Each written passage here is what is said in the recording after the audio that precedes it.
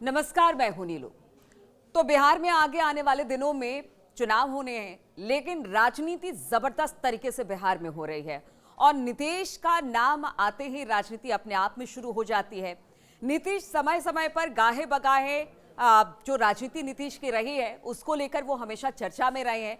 कभी पाला बदलकर आरजेडी के पास, कभी पाला बदलकर बीजेपी के पास, और अब जब लालू प्रसाद यादव ने ये कह दिया कि नीतीश के लिए मेरे दरवाजे खुले हुए हैं, बड़े दोस्ताना संबंध है नीतीश और लालू प्रसाद यादव के, और कहा यह जाता है कि लालू कुछ बोले और नीतीश उसका जवाब दे, ऐसा हो नहीं सकता। और हुआ भी यही। नीतीश कुमार से जब ये सवाल पूछा गया कि लालू प्रसाद यादव कह रहे हैं कि आइए मेरी पार्टी में आ जाइए आप, अब समय हो गया है कि आरजेडी में आने का वक्त हो गया है, अब जब चुनाव होगा तो मुख्यमंत्री आप होंगे, और या नहीं तो आप जब हमारे पार्टी में आएंगे तब आपका कुछ भला होगा। इस तरह की बातें जब उनसे पूछी गई तो नीतीश कुमार मुस्कुराकर वहां से निकल गए। नीतीश कुमार ने कुछ नहीं बोला। माफ कर देंगे आप क्या बोल रहे हैं, हम आ जाएंगे। अब देखिए इस मुस्कुराहट के पीछे, क्योंकि नीतीश कुमार की जो मुस्कुराहट है ना वो बड़ी कातिलाना है और बहुत लोगों के माथे पर बल लेकर आती है।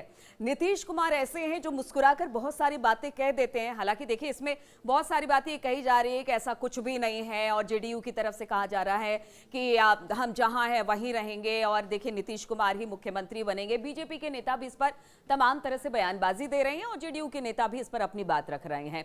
और जहां तक बात आरजेडी की है, हमने सुना कि तेजस्वी ने भी कहा कि अगर चचा आना चाहते हैं तो उसमें क्या दिक्कत है, चचा आ सकते हैं हमारी पार्टी में, और अगर यहां पर आएंगे, हम दोनों मिलकर काम अच्छा कर रहे थे, एक बार फिर से अच्छा काम करेंगे। अब बीजेपी की अगर बात की जाए और खासतौर पर जेडीयू की बात की जाए, जेडीयू अपने लिए पूरे कई सारे विकल्प हमेशा से खुले रखती है।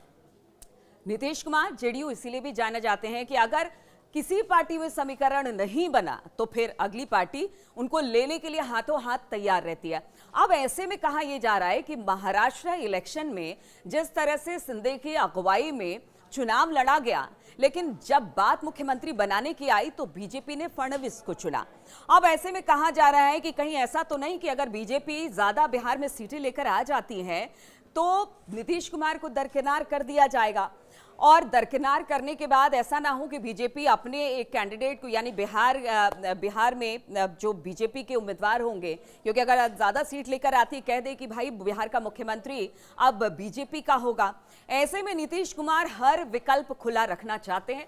इलेक्शन से पहले इस तरह की बातें आती रहेंगी, इसको र्यूमर करार दिया जाएगा, इसको बहुत सारी चीजें कही जाएगी, कहा जाएगा कि जानबूझकर इस तरह के मुद्दे उठाए जा रहे हैं। बीजेपी के एक नेता ने तो ये कह दिया कि देखिए भाई ऐसा है, लालू प्रसाद यादव को पता है कि तेजस्वी में वो तेज दिखाई नहीं देता है, वो मुख्यमंत्री नहीं बन सकते हैं।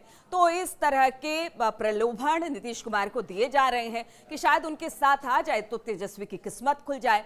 देखिए आप सुने होंगे कि एक ऐसा भी बैल होता है जिसको लास्ट में कसाई भी नहीं ले जाता है, तो वैसे ही बैल अब ये लोग हो गए।